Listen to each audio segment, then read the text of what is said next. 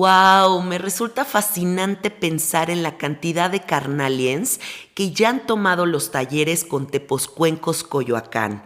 Cada día veo más cuencos por todos lados y esto está sucediendo gracias al esfuerzo del maestro Jeffrey Torkington por expandir este mensaje. Estos instrumentos místicos y mágicos, lo único que pueden traer a tu vida es felicidad. Así que se vienen 4 fechas para que te inscribas a estos cursos. Presta mucha atención. En Querétaro del 17 al 19 de noviembre, en Hermosillo del 24 al 26 de noviembre, ambos cursos con el maestro Ramón Aldecoa. Con el maestro Jeffrey Torkington hay otras 2 fechas, del 17 al 19 de noviembre en Coyoacán, en Ciudad de México, y del 8 al 10 de diciembre en Amatlán de Quetzalcóatl. Es muy importante que escuches los episodios que ya tengo con estos maestros para que comiences a conectar con ellos. Acaban de abrir una tienda nueva en Coyoacán, así que escríbele a Jeffrey y conecta con él. Más 52 55 44 43 0106. Búscalos en Instagram como tepos con z-cuencos-coyoacán.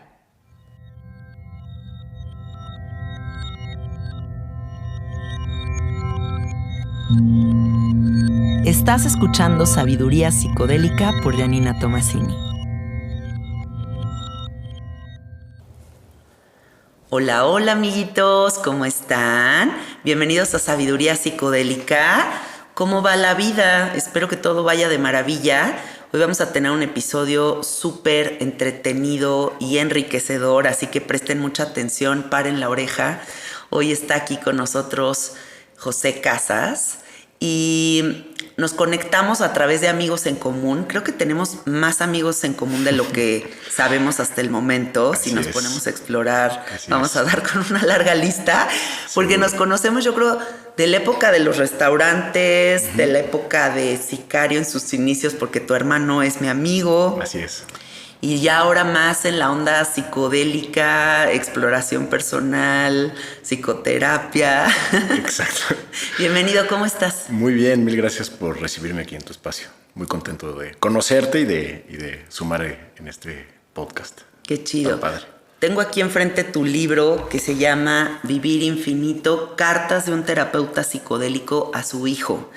Y me encanta abrir la conversación contigo sobre estos temas, porque por lo general, y te lo digo por estadísticas, las mujeres somos las que estamos más como al pendiente de atender esa conciencia, pues la maternidad obviamente, y el público de Sabiduría Psicodélica es un 70% mujeres.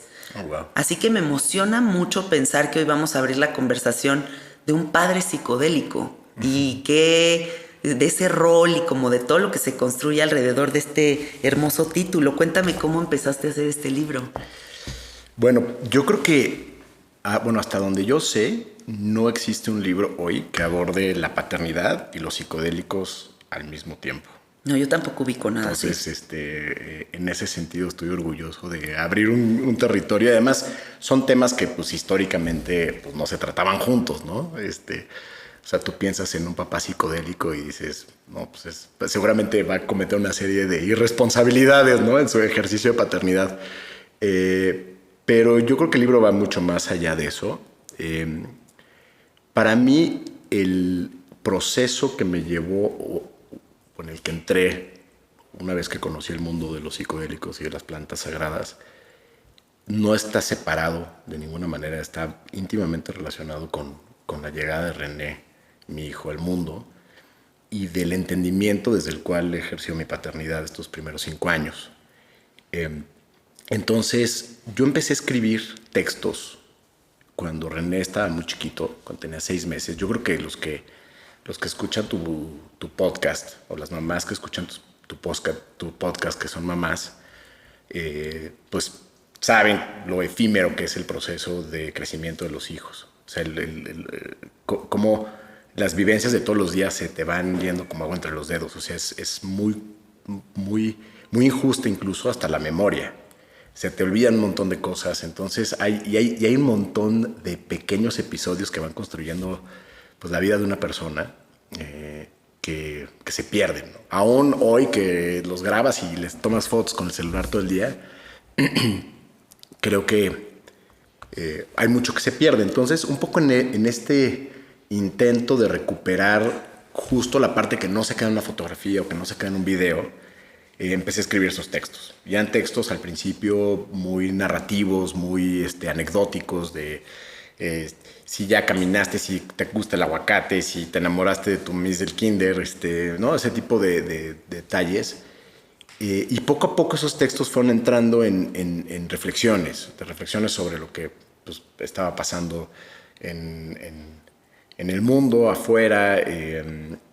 Nos tocó, obviamente, el proceso de la pandemia. En el libro ahí viene algunas de las cartas ya cuando empieza la pandemia y un poco estas reflexiones iniciales de qué está pasando. Yo creo que hoy ya lo vemos como a cierta distancia, pero yo creo que todos en su momento, cuando empezó la pandemia, nos llevó a niveles muy profundos de reflexión. Yo creo que fue como un gran viaje psicodélico ese proceso. Sí, porque fue muy expansivo, fue muy incómodo y para unos fue un mal viaje, para otros fue un viaje muy revelador. Y entonces, pues poco a poco eso fue como autoalimentándose y bueno, tuve la idea de plasmarlo así, plasmarlo como un formato epistolar, que además pues es un texto no nada más de José Casas a su hijo, René, sino yo creo que también un texto donde el arquetipo del yo padre y el yo hijo se hace presente. De hecho, muchas personas que lo han leído, amigos cercanos y otros no tan cercanos, me comentaban que el libro empezaron a leer el libro de manera muy diferente cuando empezaron a asumir que era su papá el que se los estaba leyendo. O sea, cuando lo empezaron a leer desde ahí, empezaron a tener una relación, una vinculación mucho más íntima con lo que está ahí escrito. Ah, qué lindo. Entonces, pues por un lado describo muchos de los episodios, de los momentos que fueron para mí hitos importantes en mi transformación, muchos de ellos relacionados con experiencias psicodélicas, y un poco todo lo que fui estudiando a partir de esa transformación, pero no desde la perspectiva de te voy a tirar el rollo de Carl Rogers o de Stan Grof o lo que sea, sino más bien cómo lo fui integrando yo. Y entonces tenía ganas de escribir un libro un poco para exponer mi perspectiva y mi postura sobre estos temas. Y el hecho de hacerlo en cartas a mi hijo, pues me da todas las licencias de decir lo que se me dé la gana. Yo no tengo que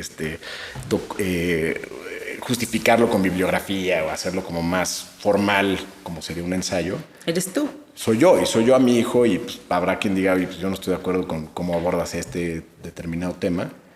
Entonces tiene esas partes, tiene la parte de mi propio renacimiento. Yo creo que a mí me tocó en los últimos 10 años que mi vida diera un giro literalmente de 180 grados, mucho impulsado también por la relación con la mamá René, con mi esposa Paola Ambrosi, que pues también es una chamana muy poderosa y que con ella he aprendido muchísimo de lo que hoy sé sobre psicodelia. Y pues un poco esta necesidad de encontrar un balance o de manifestar un balance en nuestro proceso de crianza, que también ha sido un proceso muy confrontativo entre los dos. Yo puedo reconocer que he tenido que reescribir muchas de las líneas de código que traía, ¿no?, de generaciones atrás, de lo que representaba ser un papá, de lo que representaba en términos de tiempo, en términos de ocupación, en términos de roles, en términos de crianza, de cómo, ¿no?, autoridad, guía, etc. Mucho ha sido a través de este punto de incomodidad y al mismo tiempo de impulso con Paola, que pues, vivió muchos años en Europa. Entonces ella traía de experiencia otra forma de entenderlo. Y entonces el libro creo que deja también un poco ese testimonio. Y finalmente, después de ya muchos años de trabajar con pacientes en diferentes o con clientes en diferentes procesos terapéuticos, algunos con medicina, otros sin medicina, pues yo te diría que el 100% de los temas que la gente trae a terapia, de los temas que la gente viene a trabajar, pues son temas que se gestan en esos primeros 3-4 años de vida. Y ahí hay una paradoja, porque pues, si eso determina de manera tan profunda los mapas emocionales a través de los cuales entendemos el mundo, y al mismo tiempo son etapas de vida de las cuales no tenemos recuerdos biográficos, pues se vuelve a veces una búsqueda que dependiendo la corriente psicológica te dice, pues es que hay que llegarle a través del inconsciente y de estar hablando y hablando y hablando hasta que salga, como a veces se plantea en el psicoanálisis, o a veces a través del cuerpo con muchas de las terapias o psicoterapias corporales. Pero dije, bueno, pues si yo le puedo dejar un pequeño testimonio a mi hijo de cómo fueron esos primeros 3 años, evidentemente una visión parcial, yo no sé cómo él lo integró, pero por lo menos darle ese contexto: quién es tu mamá, quién es tu papá, de dónde venimos, qué estaba pasando en esos primeros años de vida alrededor de ti. Espero que el día que lo lea pues le sirva un poquito como una pieza de su rompecabezas, ¿no? Y yo creo que lo va a leer muchas veces. Qué regalo tan amoroso, está divino. Yo creo que va a haber momentos donde va a querer, o sea, lo va a leer y le va a dar coraje, luego lo va a leer y me va a sacar la lista de reclamos, así de, aquí decías, cabrón, ¿no? Y ahora sí que te va a sacar la carta, ¿eh? me va a sacar la cartilla seguro, ya subrayado, a ver, cabrón, aquí decías esto y qué pedo, ¿no? Y yo creo que al final también es un poco el rol de la paternidad, o sea, los hijos se convierten en un espejo de tus incongruencias muy cabrón. Entonces, bueno, también en ese sentido esto es como, o sea, ya, está allá afuera, a ver cómo nos rebota. Pero también tengo la esperanza de que quizás lo vuelva a leer ya siendo un adulto mayor, a lo mejor a sus 40, 50 años, quizás ya él habiendo tenido otro tipo de experiencias de vida, y quizás en ese momento el libro, pues, ya sea le revela otra información completamente totalmente, distinta, ¿no? claro. Y quizás conectemos y hasta para ti, lugar, ¿no? Hasta para ti, porque pues, la mente va cambiando totalmente a cada instante. Y ahorita en lo que estabas hablando estaba pensando que pareciera que la paternidad es como si estuvieras hablando de una experiencia psicodélica. Hay mucha relación en la experiencia una y otra, ¿no? Porque es esta experiencia que primero idealizamos. O sea, como que decimos, va a ser de tal forma, ¿no? Y a la mera hora, cuando nace el bebé o se abre la enseñanza en la experiencia psicodélica, viene cargado de cosas completamente que jamás dimensionamos ni jamás visualizamos que iban a ser parte de. Y luego la parte integrativa, ¿no? Que es como en esta parte en donde empiezas a realmente ver los frutos de este ser que llega a tu vida o de esta experiencia que te acaba de mostrar y que ya no te puedes hacer güey. Entonces me gusta que siento que hay una relación muy profunda entre lo psicodélico y la paternidad, así que lo hayas juntado es muy acertado. Y lo dices y o sea, creo que le vendría muy bien a la gente entenderlo así, o sea, entender que es un proceso expansivo. Empieza siendo un proceso expansivo, no solamente para la mujer, también los papás que estamos cerca, pues te replantea tu sistema de creencias, te replantea tu sistema de prioridades, empiezan a moverse temas emocionales muy profundos. Sí. Y después, o sea, esto es durante la gestación, pero después en los primeros meses, después del parto, pues viene, ahora sí que ahí es donde creo que es como la parte, como en una experiencia psicodélica, cuando tienes este breakthrough emocional, o sea, cuando se rompe emocionalmente la persona, que empieza a salir a veces todo este contenido emocional que llevaba atrapado mucho tiempo, ¿no? La olla express. La olla express, pero ahora sale la olla express de toda tu vida. Sí. Y no solamente en las mujeres.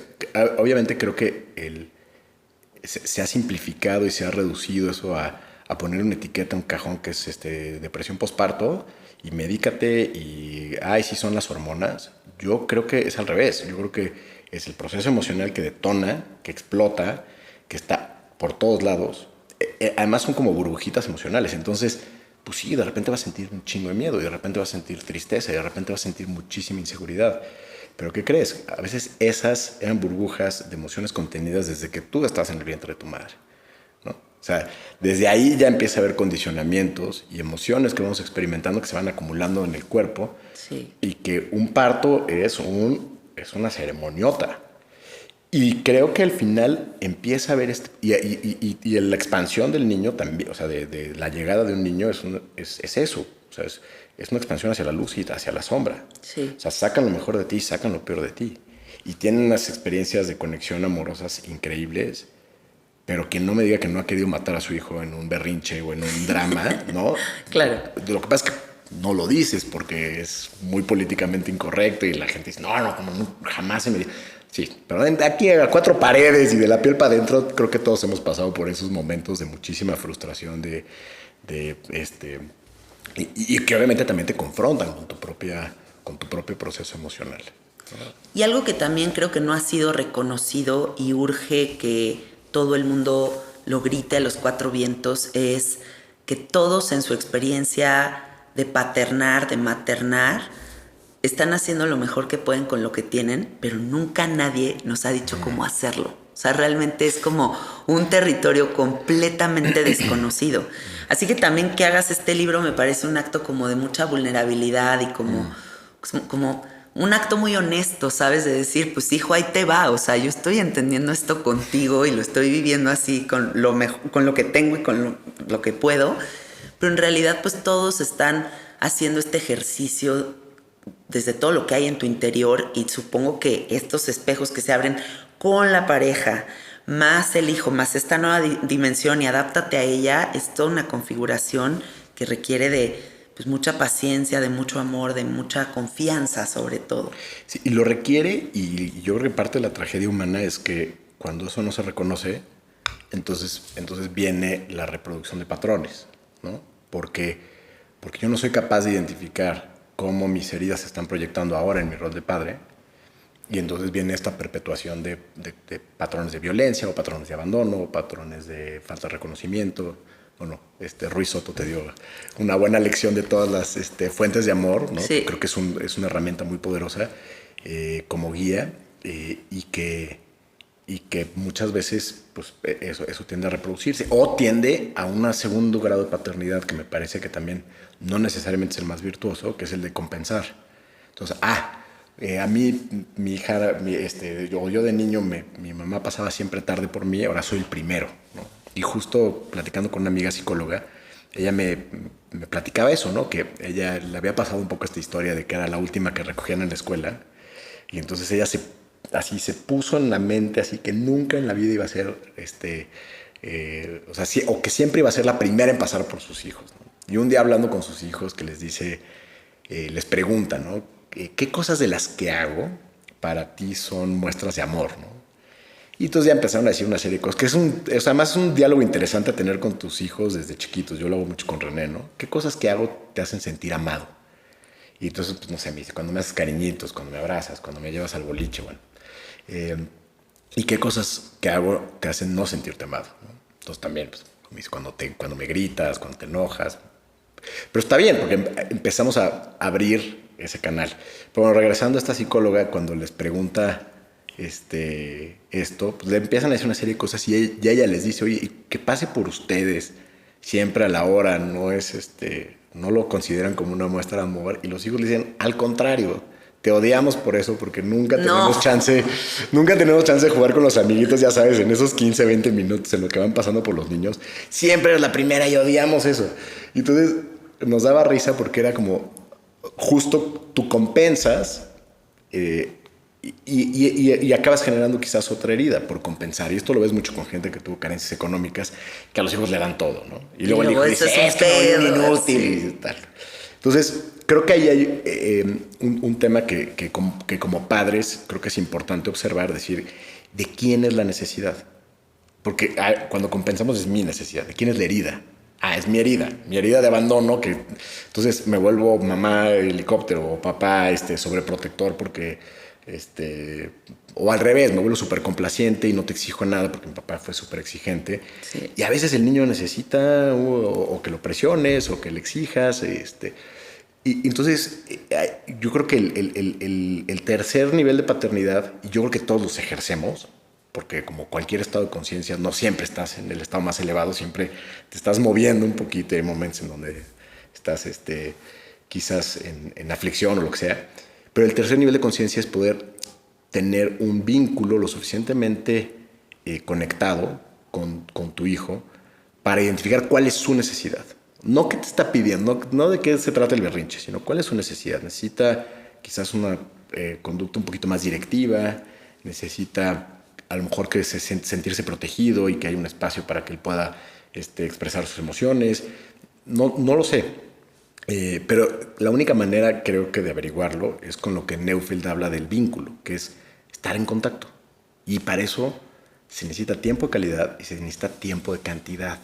Entonces queremos como papás, hombres, conectar y vincularnos con nuestros hijos. Necesitamos tiempo también de estar con ellos. Que sucedan estas conversaciones intrascendentes donde tu hijo te empieza a contar de la inmortalidad del cangrejo o de Dragon Ball que no entiendes nada, ¿no? Pero ahí es donde se empieza a formar ese vínculo. Él se siente escuchado, ¿no? Yo creo que como papás, y más de niños de 5 años, pues a lo mejor el 60% del tiempo tienes que fingir interés, porque pues luego te cuentan unas cosas que dices, puta, eso... ¿Qué idioma habla? ¿Qué idioma habla? Y, ay, ¿a poco? ¿No? Y es muy fácil distraerte, ¿no? Pero yo creo que cuando empiezas a tener ese vínculo, es más fácil identificar, mi hijo necesita a lo mejor un poco más de fuerza, o sea, más contención o más guía o más disciplina, o que a lo mejor en este momento sea más suave con él, que sea más comprensivo. Eso está muy bonito porque hablas mucho como de la adaptación, de esa danza que se va dando, de la observación, ¿no? Y como, es que, no sé, los sistemas educativos siempre han mostrado como una sola línea para millones de perfiles, cuando en realidad el humano, cada uno de nosotros somos una posibilidad radicalmente distinta a la otra. Entonces no puede haber un solo tipo de paternidad, ni puede haber solo un tipo de escuela, o sea, todo se va descubriendo conforme se va abriendo la personalidad de este ser. Totalmente, y yo creo que se vuelve muy evidente, no es mi caso porque yo me quedé en un hijo y ya, y yo creo que eso lo hace infinitamente más fácil, ¿no? Pero ¿cuántas personas no conoces que en la misma crianza, en la misma familia, uno, voy a decirlo entre comillas, ¿no? Pero uno salió muy bien, ¿no? El típico que estudió y que fue respetuoso y que sí, la hizo en la vida, y el otro que fue un caos, ¿no? Sí, pasa mucho. Y pasa mucho.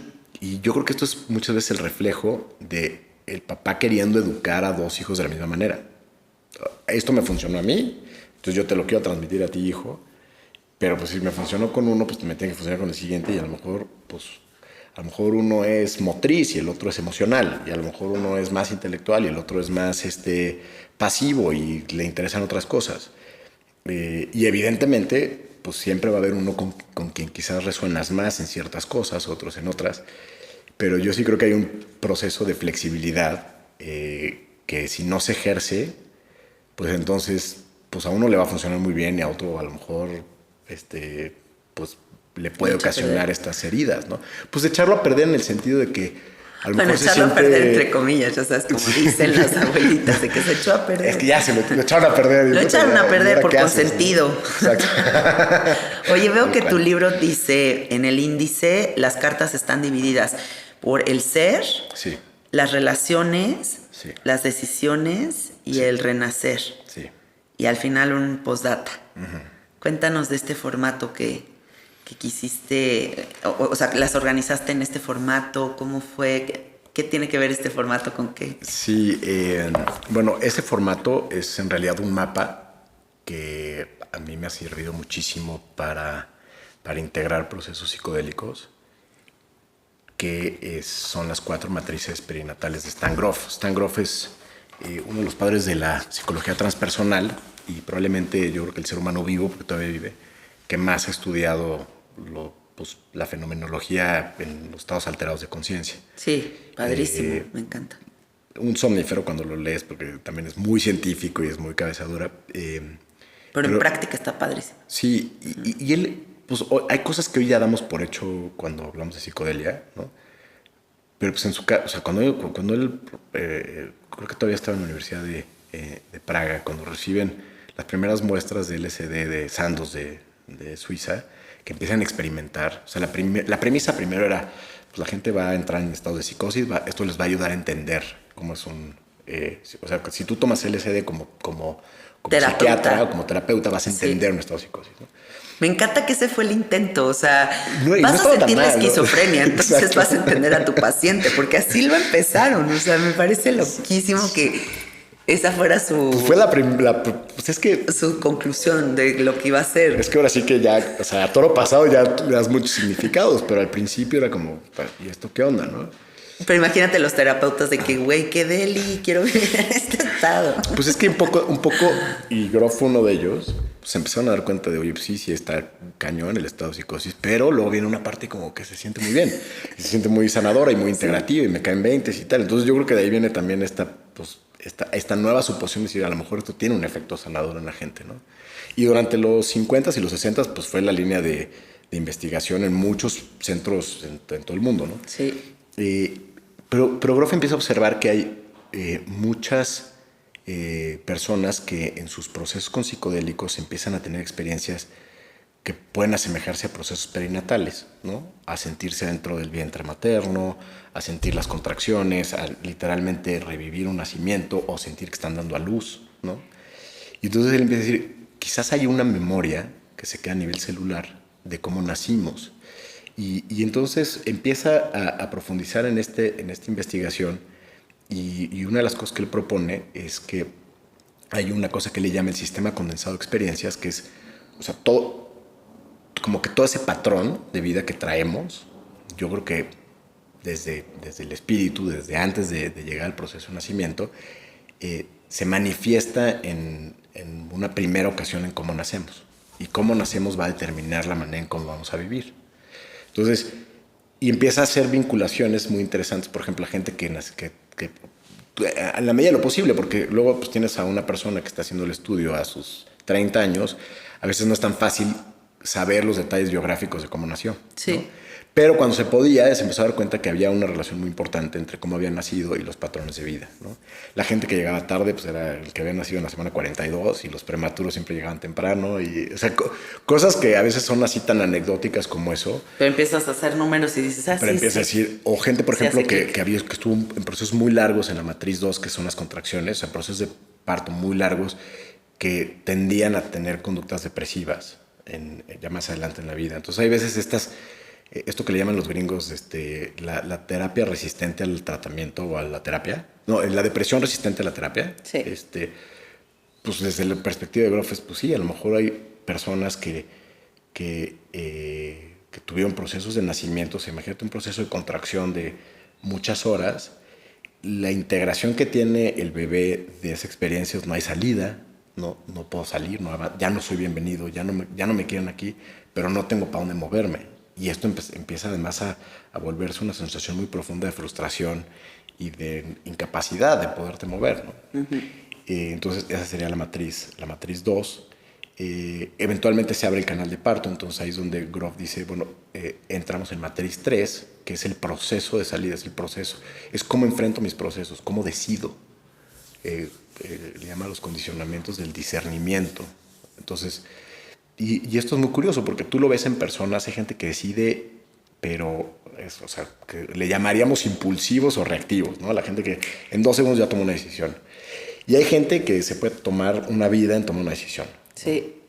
Y entonces, o cómo vivimos los procesos. Hay gente que, o sea, de un día para otro cambió de trabajo, cambió de país o cambió de pareja.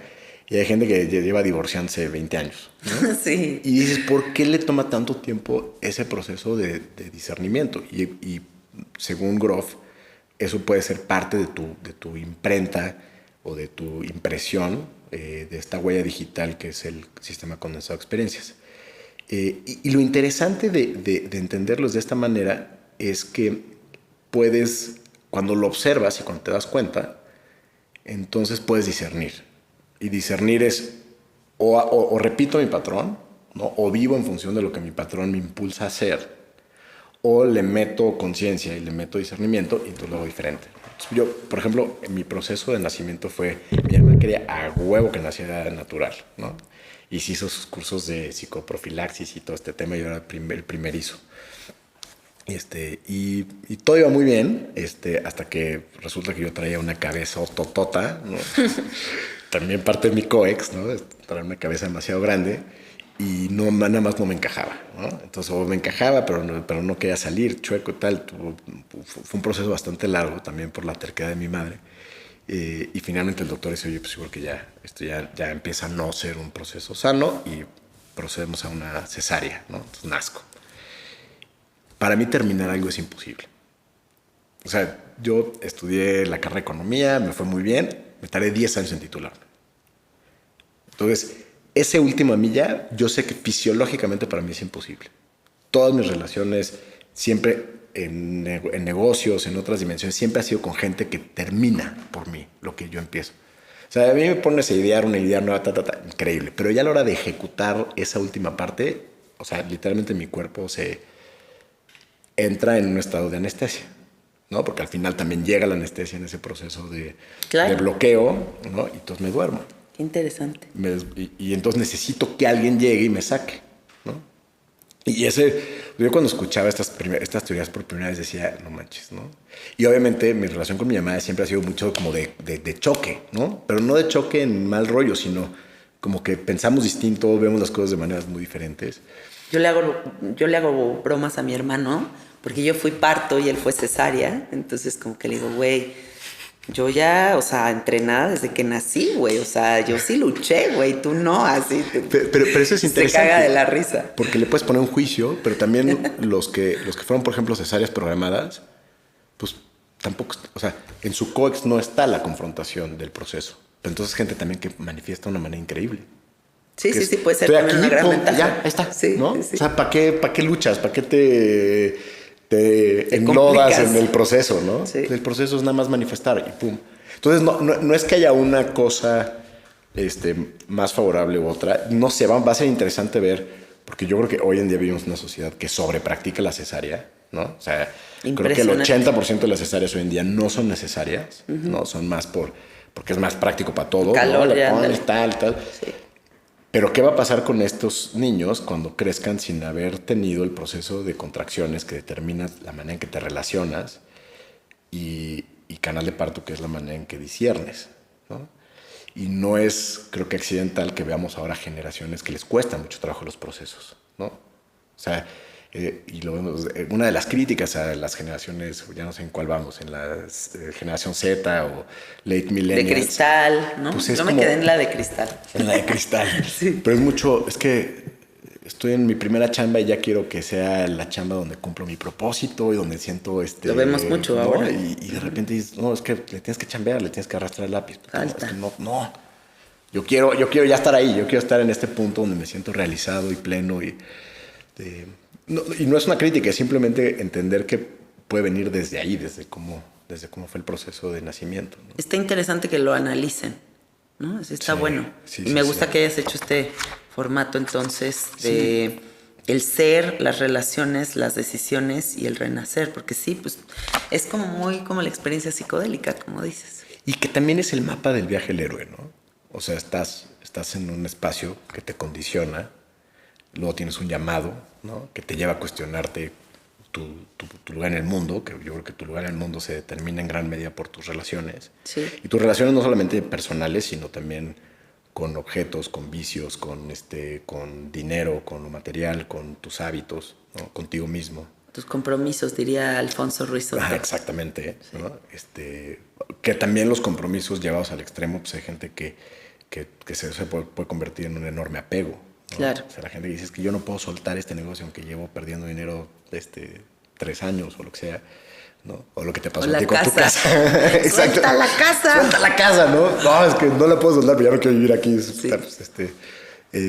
Y luego viene como que este espacio en donde el héroe se tiene que confrontar, ¿no? Y entonces viene el proceso de discernimiento, que es decir, bueno, ok, ahí viene esta lucha, esta decisión de enfrentarme a mí mismo, a mis aflicciones, a mi ignorancia, y luego el renacimiento, que es el regreso a tu aldea, a tu comunidad, a tu entorno, pero donde el mundo se transforma porque tú te transformaste, ¿no? Porque tú llegas siendo una persona diferente. Y eso es lo que te convierte en un héroe, ¿no? Cómo la comunidad ahora te recibe sabiendo que hiciste ese proceso, ¿no? Entonces, y que es curioso porque todos atravesamos ese ciclo, o sea, todos de alguna manera traemos el imprint del viaje del héroe porque fue como nacimos. O sea, pasar de un universo que nos rechaza o un llamado a enfrentarnos, a luchar por nuestra vida, que es el canal de parto, y de repente llegar a otro universo, pues a veces frío, a veces más apapachado, depende de cómo haya sido tu parto, a veces directo a una incubadora, ¿no? Ay, qué duro, sí. Y al final es cada uno, o sea, yo creo que para los que luego se obsesionan por cómo tiene que nacer el hijo, y nosotros lo vivimos con René, a pesar de, digo, mucho esto lo sé por Paola, y Paola, que estudió directamente con Groff, pues lo tenía muy claro. Y durante el proceso de gestación de René sabíamos o sea, la importancia del proceso de nacimiento, y al mismo tiempo confiábamos en que ese mapa ya estaba trazado. O sea, como que tampoco lo controlábamos. Entonces hubo un momento en donde por la ubicación de la placenta nos habían dicho que era muy probable que fuera a ser cesárea, a pesar de que estamos con un ginecólogo 100% parto humanizado. Y después nos fuimos a hacer el Camino de Santiago, Paola, de 6 meses de embarazo. Y regresamos del Camino de Santiago y ya se había movido la placenta, entonces ya iba a poder nacer de manera natural. Entonces, padrísimo, ¿no? Ya habíamos hecho como el proceso y sí, bueno, pues igual nace cesárea, pues si tiene que nacer cesárea será. Y al final acabó naciendo por cesárea. O sea, llegamos al hospital con labor de parto, pero pues René nunca se encajó.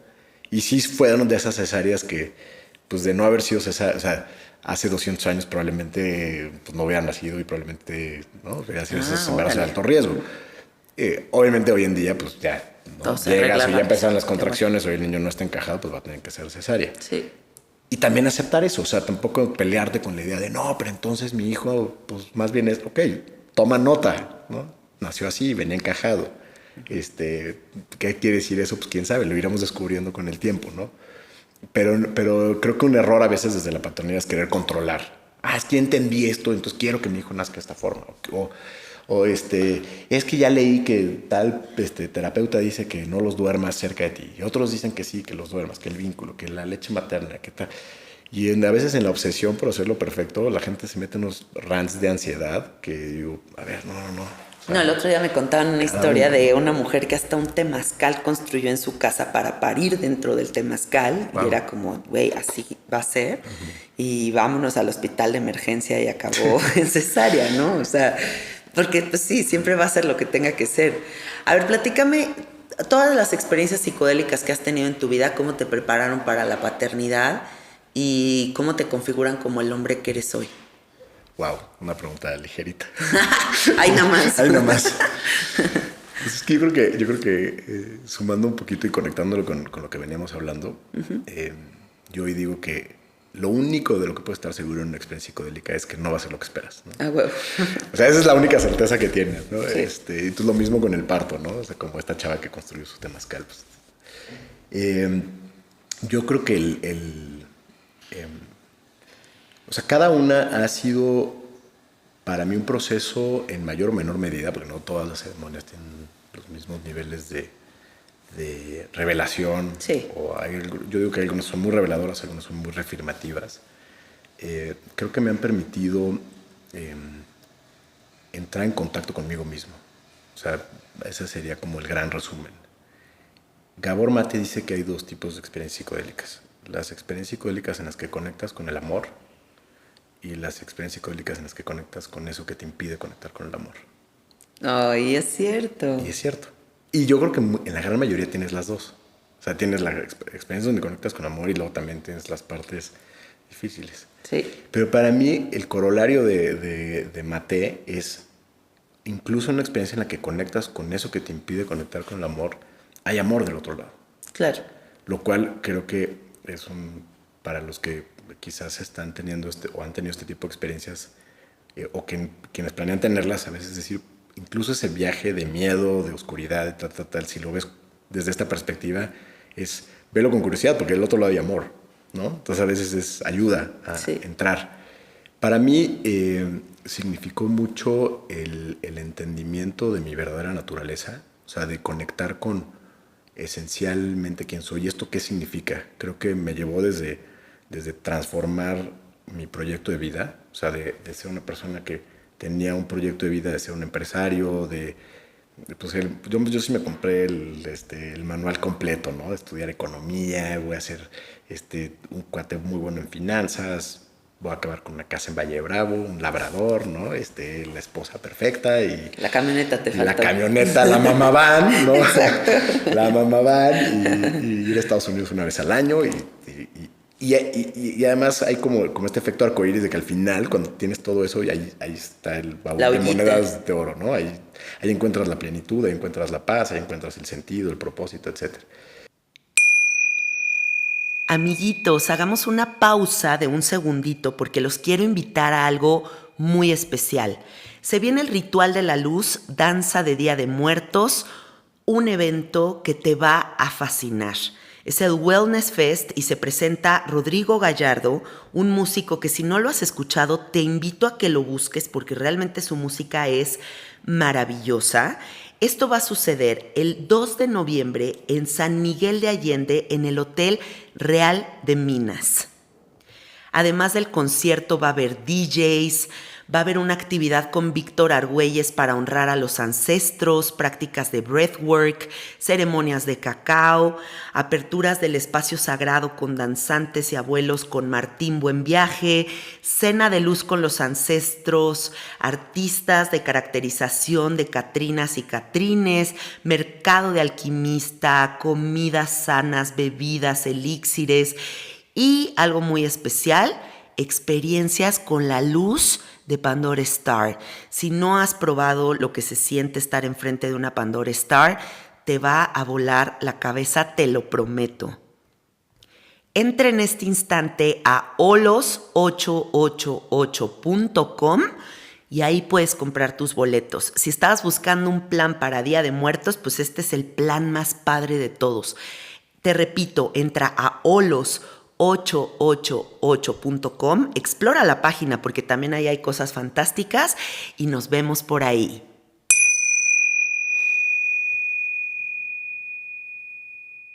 Y las experiencias psicodélicas me llevaron a reconocer mi naturaleza de sanador, que puede sonar muy mamón exponerlo así, pero pues fue algo que no esperaba, no necesariamente quería. ¿No? O sea, yo dije, cuando me llegue esa revelación fue como, esto es muy incómodo entrar en un cambio de vida tan radical, ¿no? O sea, llamando y sin instrucciones. O sea, esto es un camino, te toca ahora caminarlo y recorrerlo. Yo ahí te entiendo muy bien. En eso creo que coincidimos. Sí. Pero yo creo que eso te lleva, cuando empiezas a caminar el camino y descubres que aunque hayan momentos de mucha confrontación contigo mismo y de una pérdida de identidad, o sea, yo lo viví así. O sea, un momento en donde realmente no podía responder a la pregunta de qué carajo soy o qué chingados quiero en la vida, ¿no? Y ese espacio, ese vacío se vuelve muy incómodo. Pero después de eso creo que viene un periodo donde empiezas a consolidar como una confianza interior muy profundo. O sea, este lugar donde realmente sabes que hay algo que te sostiene. Sí. Y para mí eso fue muy poderoso a la hora de enfrentar mi paternidad.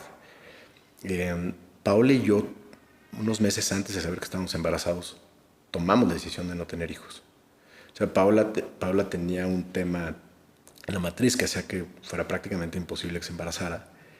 Llevábamos no mucho tiempo juntos y tuvimos esa conversación y ella me dijo, a ver, si tú en tu plan de vida quieres tener hijos, pues yo estoy llegándole a los 39, 40 y pues sí, necesitamos, o sea, yo necesito hacerme tratamientos, tal.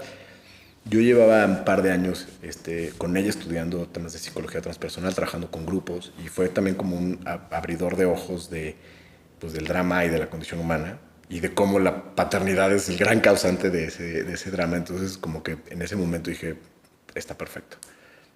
No tengamos hijos, a pesar de que era algo que siempre había querido. Y dije, bueno, incluso si más adelante queremos tener una familia, pues adoptamos. O sea, Sí. Y fue curioso porque literalmente al día siguiente sentí como si se hubiera quitado como una especie de peso sobre mis hombros de algo que estaba programando mi plan de vida.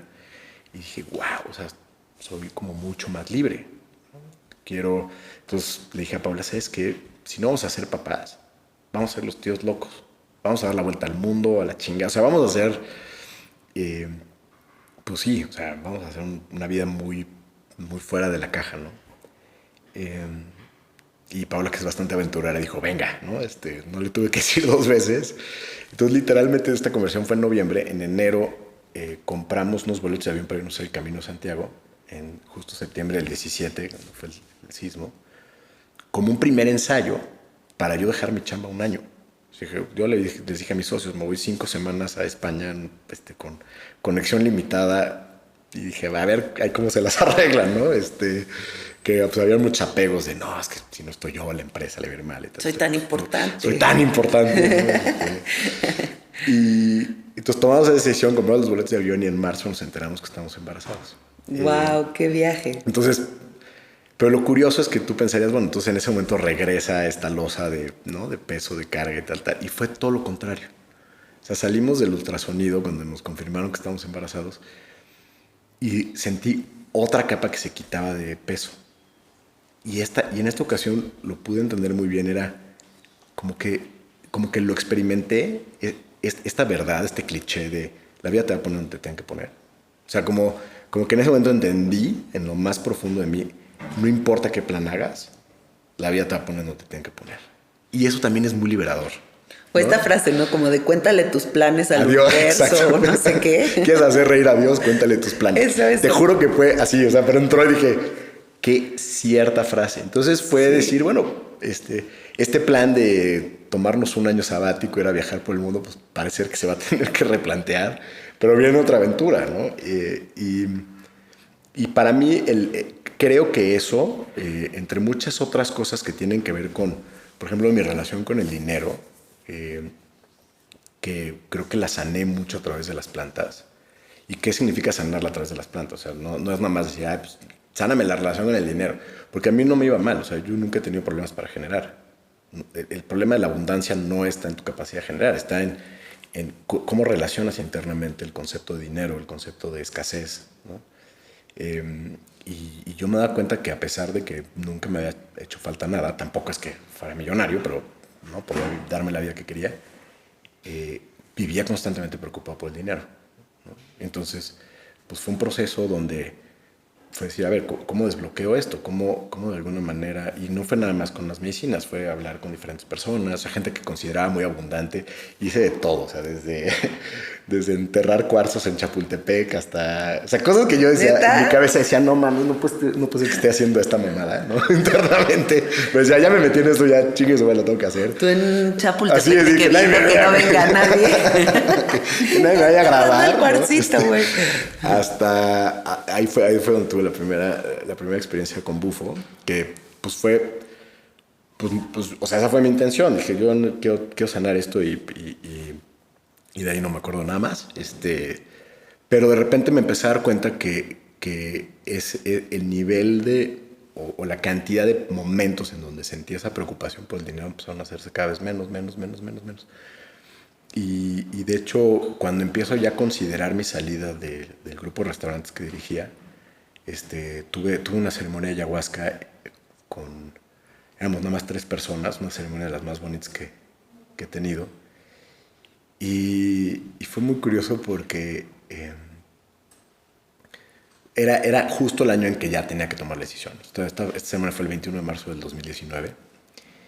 Y entonces la ayahuasca me empezó a decir, a ver, o sea, para salir te necesitas mover esto para acá, o sea, como que me empezó a mostrar, si tienes que navegar, güey, me encanta. Tienes que navegar, güey, sí. pero va a ser, o sea, de alta precisión, o sea, por aquí, por acá, y a final del año, ¿no? Ya, dar el salto. ¿Hiciste caso?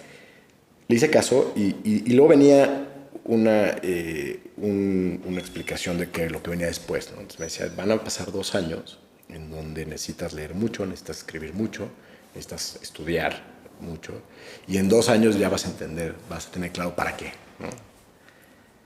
Y entonces obviamente salió mi cabeza economista y dijo, venga madrecita, me la rifo, pero ¿con qué ojos, no? O sea, ¿Quién me beca? ¿Quién me beca, no? Para ponerme a estudiar esos. O sea, porque yo dije, me encanta el plan, nada más, pues tengo un hijo en ese entonces, no sé, de 1 año y cachito, claro. Pues está duro, ¿no?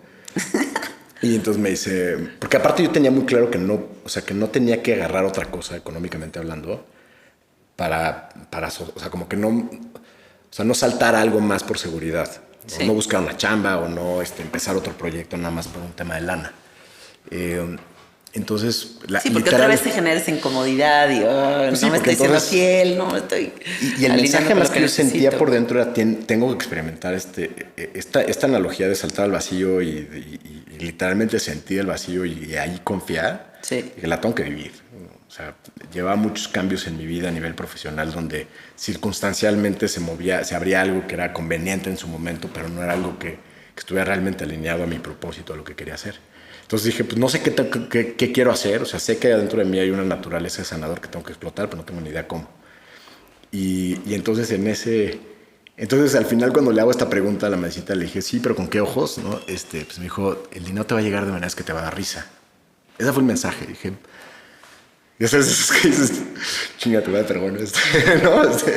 Como bueno, pues ya me toca confiar, ¿no? Y yo creo que o sea, el haberlo vivido y el haberlo experimentado y efectivamente, o sea, para esto, pues el tema de los restaurantes sí me generaba un ingreso por mi participación, porque yo siendo socio, pues algo de eso entraba, entonces tampoco es que me estaba echando al vacío al 100%. Renuncio en 2019, en marzo de 2020, pues todo lo que venía de restaurantes se frena por la pandemia, ¿no? Claro.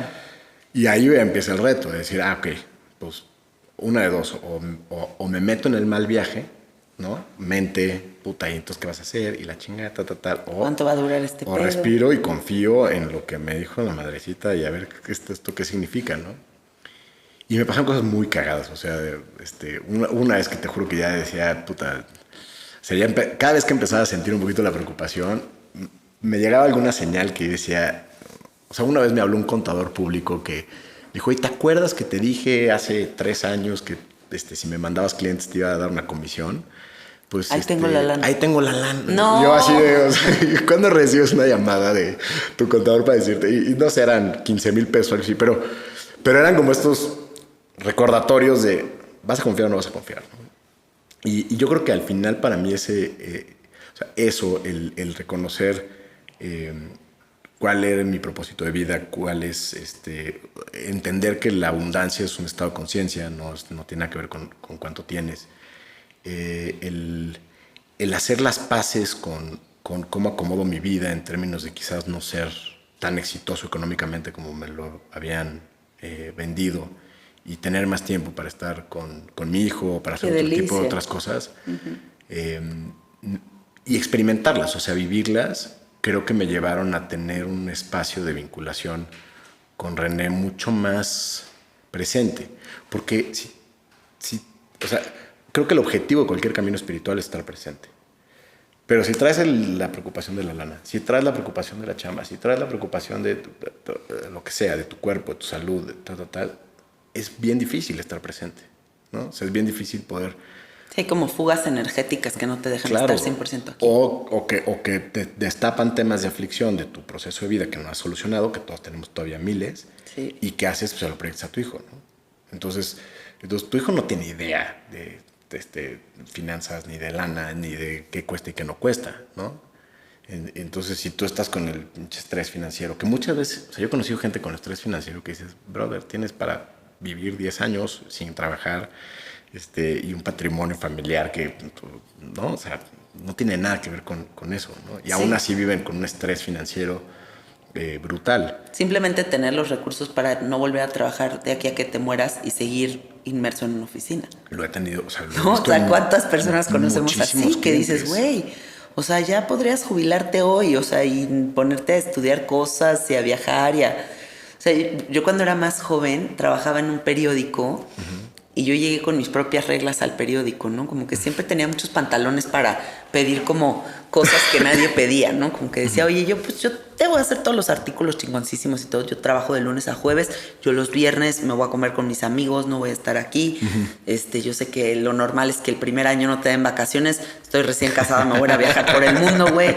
Y como que le caía en gracia al dueño del periódico que tuviera esos pantalones para solicitar las cosas, ¿no? Pero un día me mandó llamar y me dijo... Ya me tienes harta. Me dijo, me tienes harto porque te das mejor vida que yo, güey, y yo soy el dueño del periódico. Pues, güey, ya vete de viaje. Sí. Y no soltaba, ¿no? O sea, no soltaba y estaba pegado a la chamba.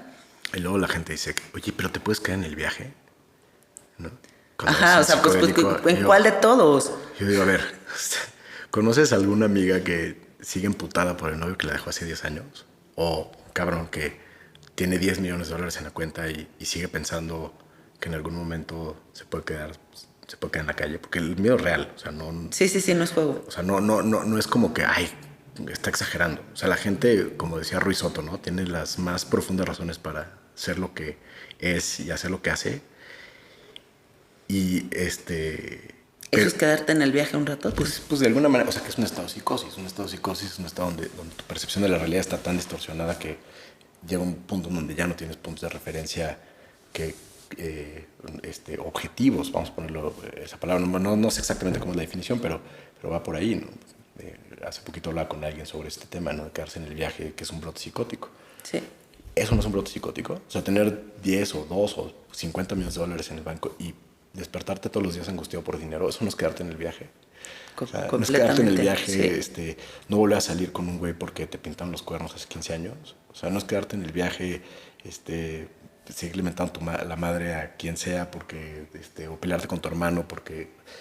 Entonces, yo creo que el ejercicio de la paternidad, o sea, regresando un poquito a cómo se conectan estos viajes psicodélicos con el ejercicio de la paternidad, pues tiene también creo que ver con identificar cuáles son los viajes en los que nos quedamos pegados por la mente, por el ego, y decir, a ver, no, ¿qué pasa si la historia es otra? ¿Qué pasa si la narrativa es distinta?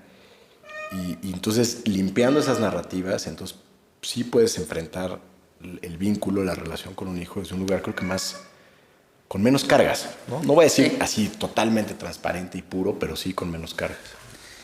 Y me encanta que hayas abierto la conversación sobre lo del viaje psicótico y eso, porque te oí decir en una entrevista que te hicieron que habías escuchado que alguien había tenido un brote psicótico en un vipassana, ¿no? Sí. Que alguien en un vipassana pues se abrió ese proceso. Y yo oigo mucha ignorancia alrededor de las prácticas psicodélicas, en la gente que no tiene tanta experiencia con los psicodélicos, pero que muy a la ligera se atreven a decir, es que los facilitadores los dejan en el viaje, es que el facilitador, por culpa del facilitador, le dio un brote psicótico, ¿no? Cuando en realidad el brote psicótico es justo esta como conjunto de asuntos que nunca hemos trabajado y que un porrito de marihuana o un retiro en silencio o una tristeza muy profunda o un viaje de ayahuasca o de sapo podrían abrir. Pero no debería estar como la implicación de que la culpa la tiene el psicodélico. A ver, yo creo que... Hablemos de eso, please. Sí, o sea, para mí o sea, de entrada cuando hablas de culpas, creo que pierdes de vista la parte importante que son responsabilidades, ¿no? Porque es bien fácil señalar a alguien y culpar y entonces emitir un juicio. Yo creo que la responsabilidad, o sea, hoy en día con la información que hay, ¿no? Tu podcast ha sido también un gran conductor de mensajes. Gracias. Para la gente que está considerando hacer un viaje psicodélico. Hay una responsabilidad, ¿no? Hay una responsabilidad que cada persona tiene que asumir. O sea, hoy en día, y me ha pasado que llega gente que digo, joder, o sea, no mames, o sea, ¿cómo hiciste eso, no? Sí. O sea, no te miento, o sea, tuve hace no muchos años una persona que llevó integración después de haber hecho una experiencia de ayahuasca, bufo y marihuana en la misma mañana, ¿qué? Crudo, con antidepresivos, que, o sea, obviamente llegó con la psique, o sea, ¿no? Totalmente desfragmentada. Pero yo sí creo que hay un tema de responsabilidades y de simetría de responsabilidades, ¿no? Entonces, yo creo que hay facilitadores que dicen, oye, a ver, yo respondo por el proceso, ¿no? O sea, yo respondo por lo que pasa durante el ciclo de medicina, y hay gente que dice, pues si en ese ciclo alguien se psicotiza o alguien entra en el proceso, pues es parte de lo que tocaba, ¿no? Cada quien como facilitador puede poner sus filtros. Yo digo, pues sí, pero que no me pase a mí, ¿no? Porque, o sea, desde una perspectiva espiritual, desde una visión, ¿no? De 10,000 pies de altura, pues sí, cada uno está viviendo su destino y somos de alguna manera simplemente agentes que se están conectando, ¿no? En una red que mucho más compleja de entender. Pero yo sí prefiero tomar las medidas necesarias para que no se me muera alguien en una ceremonia, ¿no? Claro. Y eso, pues, ese es mi discernimiento y eso es lo que yo elijo como facilitador poner como filtros, ¿no? O sea, una ficha médica, una serie de entrevistas, una serie de proceso, ¿no? Previo a hacer la medicina. Pero eso yo creo que lo elige cada facilitador. Pero hay una responsabilidad compartida en el participante, ¿no? Y ahí es donde yo creo que, y yo sí lo hago explícito, o sea, decir, por más que hayas llenado tu ficha médica, por más que haya sido, aparentemente no haya ninguna condición que te sea susceptible de entrar en un estado, quitémosle el tema de brote psicótico, o sea, que ponga en riesgo tu estabilidad psicoemocional después de un proceso de integración difícil. Un proceso de integración difícil, pues, o sea, cada uno es responsable de procurarse la contención y las herramientas para seguir este proceso. Y si no estás dispuesto a hacer eso, ¿no? Pues entonces no te metes a hacer un psicodélico. Oye, es que no sé con quién me debería de integrar. Pues averigua antes de hacerlo. O sea, como que yo creo que hoy en día, y yo por ejemplo cuando trabajo con los grupos, así se los planteo. O sea, este programa, porque a veces hacemos programas, este programa integra 4 semanas. Pero van a haber personas que necesitan 2 años de integración. O sea, el programa no lo incluye, pero hay recursos. O sea, yo mismo y otras personas que trabajan con nosotros, que son terapeutas, que saben integrar. El tema es que si no viene de regreso la petición, si no viene, oye, es que estoy teniendo un proceso que no, o sea, me está llevando a un estado depresivo, me está llevando a tener eventos de psicosis o micropsicosis o despersonalizados. De despersonalización o de posesiones, ¿no? Que también pueden pasar, pues cómo las trabajo, ¿no? Y yo creo que eso sí es responsabilidad de cada persona como de alguna manera tender esa red y tenderla antes, ¿no? Y también confiar mucho en la asesoría del facilitador, porque siento que muchas veces en la desesperación de esto que se está moviendo es como te piden muchas veces ayuda y te piden consejos, pero cuando les dices todo lo que tienen que hacer y a los 3 días les marcas y les dices, ¿ya empezaste con esto que te dije? No. O sea, como muchas veces piensan que solito va a bajar y creo que es como una emergencia que se tiene que atender y se tiene que atender con psicólogos que sí de verdad tengan experiencia con plantas de poder, porque también muchas veces llegan con el psicólogo que es cerradísimo, sí, y le dice el psicólogo todavía, pues ¿para qué te andas metiendo esas cosas? Ahora por eso estás así, ¿no? Sí. Entonces sí siento que la gente debería tener un plan de integración bien sólido para abrir estos procesos de entendimiento. Sí. Pero dejar de estigmatizar con relación a es que por culpa de este proceso se me abrió esto otro. Hay muchas veces que se te podría haber abierto con cualquier situación de la vida. Y normalmente lo que vamos a ver en esos casos es que es dónde está la responsabilidad de tu vida, ¿no? O sea, si nos regresamos al COEX de Grof, pues seguramente es personas que ha sido más cómodo para ellos o para ellas en la vida señalar culpables, ¿no? Es que odio mi trabajo porque mi jefe me hace esto. Odio a mi pareja porque mi esposo es de esta manera o mi novio o tal, ¿no? Y en ningún momento voltean hacia adentro y decir en qué momento estoy siendo yo co-creador o corresponsable de esto. Y no con esto pretendo justificar con situaciones o relaciones de abuso y tal, porque luego a veces se utiliza este tipo de psicología para revictimizar. Pero sí me parece que o sea, puedes solicitar contención, apoyo y todo esto, pero al final del día, si no te paras en un lugar de responsabilidad, no vas a salir de ahí. Y por otro lado, este tipo de experiencias en mi trayectoria, en lo que yo he visto, pueden ser las más transformadoras. Sí, es una gran oportunidad. O sea, la gente que tiene este tipo de experiencias que son a veces, híjole, y como facilitador son muy complejas y son difíciles y pues es un poco el ticket, ¿no? De hacer esto.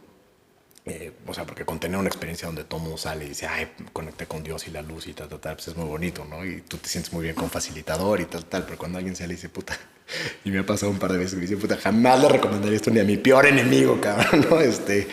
Y sabes que la persona tuvo un viaje de profunda aflicción aunque no es tan padre como facilitador, yo sé que esos son los procesos más transformadores, porque son los que tocaron justo con lo que se haga Gabor Mate, con esta barrera de conectar con el amor, ¿no? De hace poco me contactó una persona de Europa, una chava que había tenido una experiencia muy retadora con MDMA, ¿no? Y entonces hubo un punto donde me dice, es que un psiquiatra que contacté, estaba en Inglaterra, me dice que si puedo conseguir una muestra de ese MDMA, porque a lo mejor tenía... Le dije, mira, es lo mismo, ¿no? Es decir, tú le voy a echar la culpa a que la calidad de la medicina estaba mal. No estoy diciendo que no pueda pasar, pero cuando escuchaba su historia, cuando escuchaba el tipo de mal viaje que había tenido o el tipo de experiencia que había tenido con su biografía y con los temas que están ahí, le dije, a ver, sí puede ser que a lo mejor no era la sustancia más pura y eso pudo no ayudar, pero esto lo vas a ver como una oportunidad para trabajar o como, como un error, como una equivocación. Es que me equivoqué, hice esto y tal y me fui con las personas. Es tipiquísimo de la gente decir eso, de que yo he oído gente que, no, es que chance y me dieron un sapo que estaba malo. No hay sapo malo, o sea... No, si la medicina es sapo, puede pasar, pero también... Puede pasar, pero, o sea, tiende mucho también la gente a, en vez de querer trabajar y encarnar ese proceso, a querer como decir, es que fue algo extra. Es que es mucho más cómodo decir, es que me hicieron, claro, esto estaba malo, ¿no? Y decir, en vez de decir, oye, a ver, ¿cómo fue tu viaje? ¿No? ¿Qué salió ahí? ¿No? ¿Qué te está mostrando tu patrón? ¿Qué te está mostrando de las aflicciones o de las heridas que no has querido voltear a ver, ¿no? Y a veces requiere mucha valentía y de mucha responsabilidad decir, ok, me meto a este proceso. Oye, está siendo insostenible, porque sí pasa también que la medicina te puede llevar a un lugar donde es tan profundo lo que se revela que sí puede ser complicado mantener esa estabilidad psicoemocional. Y si estás en ese caso, perfecto, vamos a hablar con un psiquiatra y que te medique, ¿no? O sea, si necesitamos llegar a ese punto, llegamos a ese punto, ¿no? Porque pues a lo mejor la caja de Pandora fue muy grande, perfecto, pero eso no quiere decir que en el momento que te medicas empiezas a construir la narrativa de que fue un error haber hecho el psicodélico y que fue un error haber hecho y que entonces ya te jodieron el cerebro y ya estás malito y entonces vas a tener que medicar el resto de tu vida. Eso también es una falacia, ¿no? Sí. De hecho, esta persona que te conté que tuvo esta experiencia, hoy en día si hablas con él te dice, ese momento en mi vida, y yo sostengo esta frase, el peor momento de tu vida y el mejor momento de tu vida es el mismo, solo depende de qué tanto zoom out o zoom in hagas. Sí. Porque para él ese momento donde prácticamente entre psicotizado y pésimamente mal contenido por alguien que pues, no tenía que compartir esa medicina, donde prácticamente, o sea, puso en riesgo su integridad física, su integridad psicoemocional, y acabó prácticamente atropellado en la carretera, ¿no? ¡Ay! Sí, no, o sea, son historias de terror.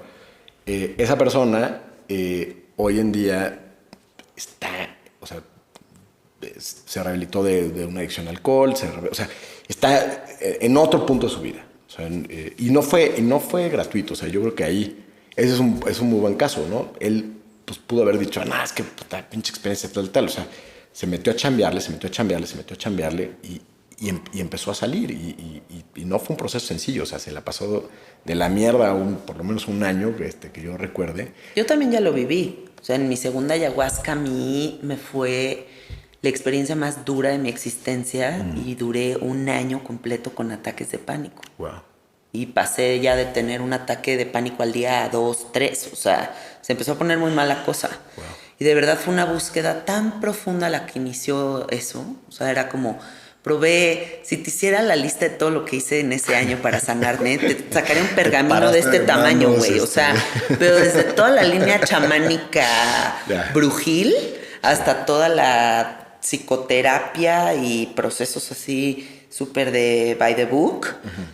Hice todo lo que te puedas imaginar y hasta que me curé y hasta que atravesé lo que tenía que atravesar. Y ahora no sería la mujer que soy hoy día sin ese gran putazo, ¿no? Ese gran reto.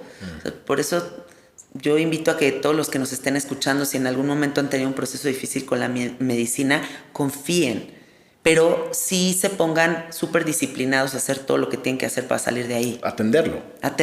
Hay que atenderlo. Buscar ayuda sí.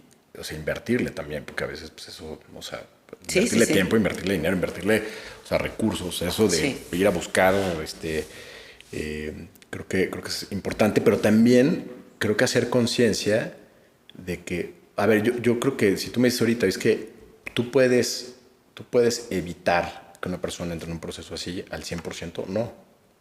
Nadie. Y si algún terapeuta te dice, no, es que los honguitos son súper nobles y nunca te van a... O, ay, es que la madrecita ayahuasca siempre es el amor de la madre y no te va a psicotizar nunca. Corran de ahí, porque es alguien que no ha tenido este tipo de experiencias. Y yo digo que es como subirte a un avión con un piloto que nunca ha tenido turbulencias, ¿no? O nunca se le ha apagado un motor. Me gusta que digas, ¿no? Eso. Uh-huh. Entonces, o sea, el otro día hablaba con un amigo, decíamos, ¿cuál es el número mágico para empezar a facilitar, ¿no? O sea, ¿cuál sería un número mágico de experiencias, de número de experiencias, ¿no? Y decimos, pues es muy difícil poner un número mágico, pero si no has estado por lo menos en 100 espacios, y fue un poco un número aleatorio, pero luego resulta que alguien más ya también le había dado ese número, ¿no? Y hay gente que no tiene que compartir nunca, ¿no? Pero ¿cuántas personas no llegan a alguien a facilitar con alguien que ellos mismos o no han tenido experiencias psicodélicas o han tenido un par? Y ahora hay entrenamientos en Estados Unidos para ser terapeuta psicodélico y la gente se toma un curso en línea y dice, pues ya puedo compartir medicina, ¿no? Sí, yo he conocido facilitadores de sapo que les digo, qué padre que también te dedicas a lo mismo que yo y ¿cuántas veces has fumado? Una. Yo, ¿cómo? Sí, no, o sea, no puede ser. Tienes que darte unos quites con el sapo, pero muchas veces para realmente entender esa dimensión y sus posibilidades antes de servirla. Sí, le decía, platicando con Virginia Navarro, con Ichiro, que es uno de sus maestros, le decía eso, ¿no? O sea, ¿tú quieres compartir una planta? O sea, tienes que hermanarte con esa planta. O sea, tienes que hacerlo los días que estás de buenas, los días que estás de malas, cuando te sientes empoderado, cuando te sientes la chingada, con tener procesos fáciles, con tener procesos difíciles, tomarlo tú, volver o sea, que te revuelque 7, 50, 300 veces y medio empiezas a tener ya un nivel de conciencia de lo que implica estar ahí, de lo que implica estar para otros. Pero eso ¿cómo lo vas a aprender en un curso de risk prevention, de lo que sea, ¿no? O sea, entonces yo sí creo que para mí la mejor analogía es la del avión. O sea, te subirías a un avión piloteado por un güey que se echó un curso online y que ha piloteado o ha estado ya ni siquiera en el asiento de copiloto quizás 5 o 6 veces y ahora agarra el timón. Y también compartirle a la gente que, o sea, yo que llevo todos estos años viendo procesos y entrevistando gente y soy muy amiga de la gente de la comunidad, o sea, no todas, pero porque no puedo conocer a todos, pero me llevo con mucha banda que está metida en el camino de la medicina. A ver, hay médicos de qué título de doctor que han tenido accidentes en la medicina, psicólogos cabroncísimos que han tenido accidentes en la medicina. Chamanes, pseudo-chamanes, o bueno, chamán chingón, pero chamán también, pseudo-chamán. O sea, todo el mundo le ha pasado cosas, porque no podemos controlar lo que suceda dentro del proceso. Sí. Puedes hacer todo lo mejor a nivel protocolo, ¿no? Desde estos cuestionarios que se hacen previamente, desde qué cantidad sirves, estudiar el perfil psicológico de la persona que va a venir contigo, todo, pero de todos modos la gente tiene que saber que sí, siempre hay como una monedita que se lanza al aire. Ahora, probablemente casos así, yo creo que cambia con cada medicina, pero los casos donde realmente las cosas se ponen muy complicadas, pues a veces, no sé, o sea, no, en mi experiencia ha sido menos del 1%, ¿no? Sí, es muy bajo. Pero el otro día con otra amiga le decía, es que, a ver, y hablando particularmente con psilocibina, ¿no? También esto lo que cambia, ¿no? Pero quizás el 80% de las experiencias, la calidad del facilitador no va a ser tan relevante, ¿no? O sea, si tienes a alguien, es más, hasta agarras un cuate tuyo que sea suficientemente sensible y dice, oye, cuídame en lo que me meto aquí unos honguitos y te armas un buen playlist. Te armas un buen playlist y me contienes y tal. A lo mejor en el 80% de los casos va a jalar. O sea, Sí. Es más lo que hace la medicina contigo, es tu propio proceso, etc. Pero yo sí creo que hay un 20% donde entonces la ecuación se voltea, pero 180 grados. O sea, en el 20% de los casos, la experiencia, las horas vuelo, el conocimiento del facilitador sí va a hacer toda la diferencia. Sí. Yo tuve una vez un caso que me da risa porque fue una sesión de psilocibina privada y fue un chavo que entró muy rápido y empezó a tener un viaje muy difícil desde el principio. O sea, mucho miedo, de mucha... sentía que se estaba asfixiando, etcétera. Entonces, bueno, pues estuvimos trabajando con él un poco para lograr que se fuera calmando, que fuera pudiendo regresar, salirse de ese espacio que son como burbujitas donde se atora la psique, ¿no? Y un poco que volvió a conectar con lo que tenía que hacer, porque pues, si te quedas ahí tampoco trabajas mucho. Sí. Y finalmente lo logramos, ¿no? Como, no sé, como a la hora y media, y empezó a tener una experiencia increíble, ¿no? A partir de ahí. Y ya cuando íbamos como a la hora 4, o sea, ya estaba el proceso de bajada, empieza a sonar la alarma sísmica. No, no puede ser. Ahí en la Condesa, además, ¿no? Y obviamente, o sea, son cosas que te pueden pasar si lo haces en la Ciudad de México o en casi cualquier lugar, ¿no? Entonces, o sea, el decirle, a ver, maestro, vamos a bajarnos, o sea, vamos a salir del cuarto, te vas a poner los zapatos, vamos a bajar, son 4 pisos, ¿no? Y vamos a esperar afuera un ratito. Y, o sea, tú mantener esa tranquilidad interna, decir, o sea, yo no puedo poner aquí, o sea, yo no puedo salir de mi centro, ¿no? Exacto. Y yo decía que esa fue como de maestría, porque pues ya finalmente bajamos, además en el camellón además de día, entonces el camellón de Ámsterdam, pasando una serie de cosas loquísimas. Este güey estaba ya... ¿En el terremoto máximo, no? No. Okay. Este fue uno de los... Así, uno de los leves. Pero, o sea, estaba feliz de la vida viendo todo, obviamente en un estado así amplificadísimo. Entonces, bueno, ya al final regresamos al cuarto. Y regresamos al cuarto y le digo, ponte el antifaz, vas para adentro otra vez. O sea, no como que ya se acabó por esto ni más. O sea, todavía tienes proceso por hacer, ¿no? Son ejemplos de que dices, puta, si te toca con alguien que se pone más nervioso que tú, claro. O sea, ¿a dónde llevas ese espacio? Lo llevas a una experiencia terrorífica, ¿no? Entonces yo creo que esto sin decir que vas a liberarle en el 100% de los casos, sí, o que el 100% de los casos van a salir bien, pero también en ese 20% donde una persona quizás sí necesita un poquito más de contención, sí necesita un poco más de una facilitación más experimentada. O sea, también no porque no puedas prever que vas a tener una experiencia difícil, te vas a meter con cualquiera, ¿no? Sí. Ese sería tu consejo. Sí. Sí, hacer mucho. Ahorita que estás contando esto, me estoy acordando que después del terremoto máximo, ajá, ya ves que hubo una réplica que estuvo también así súper fuerte. Sí. Pues yo en ese momento estaba dando una sesión. De sapo. Sí. Wow. Y la persona estaba full adentro, ¿no? Y fue algo muy difícil porque, o sea, yo en ese instante no había comido nada en todo el día, había tenido un día muy ocupado con muchas cosas.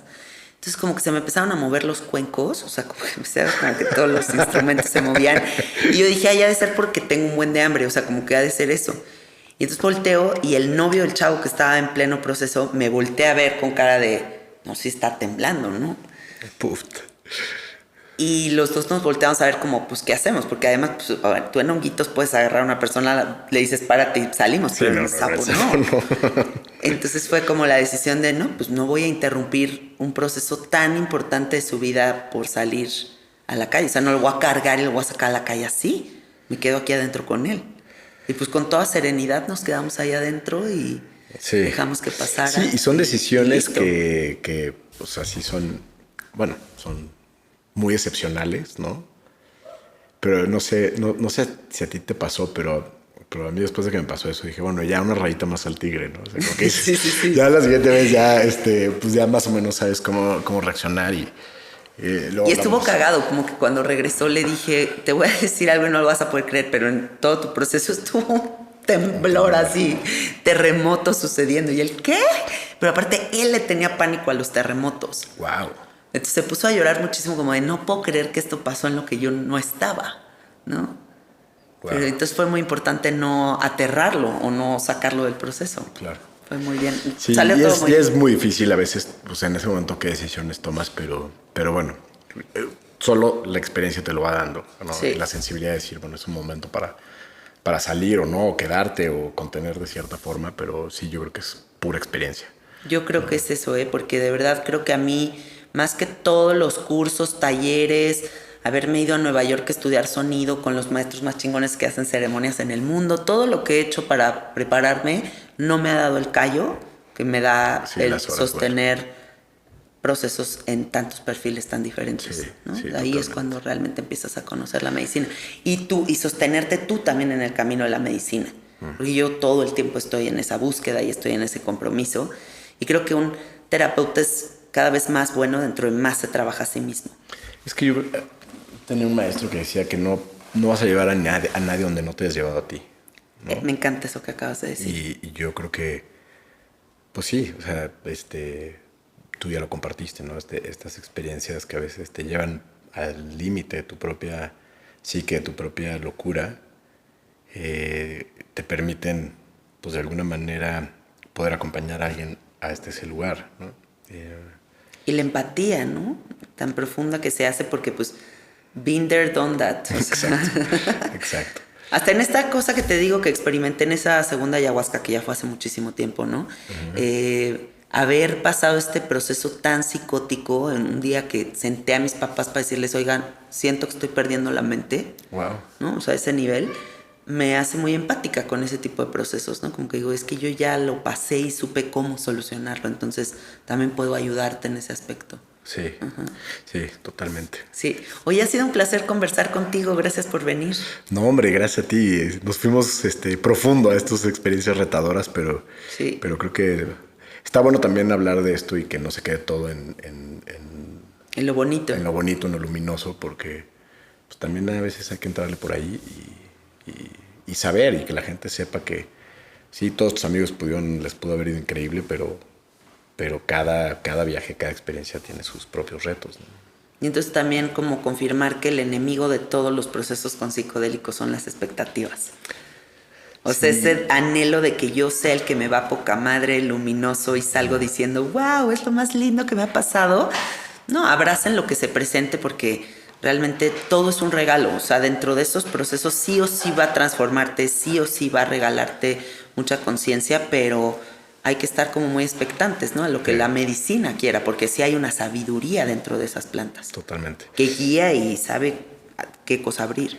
Y le sumaría a ese enemigo la no responsabilidad.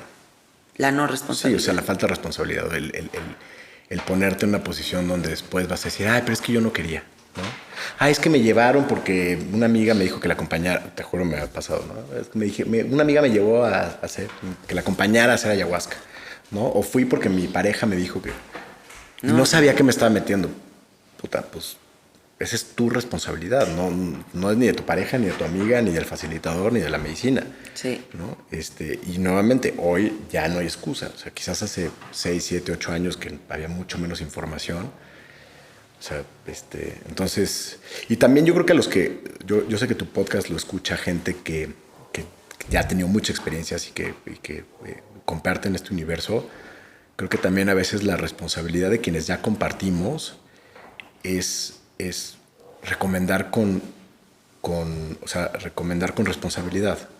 Claro. ¿No? O sea, no no con la vendas. euforia de la medicina, decir Exacto. todo el mundo tiene que hacer sapo. Exacto. No, Y es muy común. no todo el la mundo gente tiene que... te ha pasado cientos de veces que Sí. sale la persona y dice, es que esto lo tiene que hacer mi mamá, mi tía, todo el mundo. Eso No, espérate, es típico. espérate. Bájale 10 rayitas, o sea, y yo creo que en la medida en que cada persona que hace este tipo de experiencias y además lo hace de manera informada, también sabe cómo difundirlo, cómo promoverlo, si es que ni siquiera promoverlo, cómo comunicarlo, creo que va a hacer que cada vez más usuarios sean más responsables y que también estos facilitadores que no deberían estar facilitando, pues se vean cuestionados. O sea, que llegue alguien y diga, oye, pero ¿cuántas ceremonias llevas? Es que eso no te lo tengo que compartir. Sí te lo tienen que compartir. O sea, si un chamán, un facilitador, un terapeuta no te quiere dar información, no quiere responder a tus preguntas, Va y échate a correr. o sea, le vas a poner tu vida en las manos a alguien que no está dispuesto a responder tus dudas. Yo creo que... Ay, pero qué pena preguntar. ¿Qué pena qué? O sea, si te fueras a hacer una cirugía de corazón... No, claro. Vas con 4 cardiólogos, les haces todas las preguntas. O sea, no es como, ay, qué pena. Pues para eso está. No, es y tú muy tienes por qué importante saber. eso. Cuestionar, porque no nada más es la referencia, porque tal vez tu amigo alivianado te dice, no, así es de huevos ese chamán o ese facilitador, y realmente no tiene tanto conocimiento del background de la persona que está recomendando. Porque todo el mundo le ve Hagan cómo le fue preguntas. en la feria. Sí. Y el 80% de las veces probablemente les fue bien. Exacto. ¿No? Sí. El pedo sí te toca ese 20%. Sí. Y no es tan poquito, es una K5. ¿no? Sí. Sí. Bueno, esas son mis estadísticas así medio al chile, ¿eh? No quiero que alguien piensen vaya a que es decir, así. es que el 20%, o sea, no, Aprox. Eso es una aprox. Sí. Oye, bueno, un placer tenerte aquí. Dile cómo te encuentran en las redes sociales, cómo se conectan contigo. Pues yo creo que lo más fácil es a través de Instagram, Ok. @casasjose, y también el proyecto de los programas que hacemos en grupo es @feelreborn. Feel como sentir en inglés, FWL.reborn como de renacido. Sí. Y en cualquiera de esas dos cuentas de Instagram ahí nos pueden escribir, nos pueden seguir. Y ahí por ahí también tengo un Substack, un newsletter cada semana y voy escribiendo algunas cosas sobre estos temas. Qué padre. Entonces, y sí, mil gracias por el espacio, por la invitación, por la plática. Con mucho gusto. Amiguitos, gracias por escuchar. Nos escuchamos la próxima semana otra vez. A mí me encuentran como Sabiduría Psicodélica o mi personal que es Cassette Art. Y bueno, coméntenos a ver qué les pareció este episodio ahí en el Instagram del podcast. Les mandamos muchos besos y abrazos. Gracias. Bye, Gracias. bye.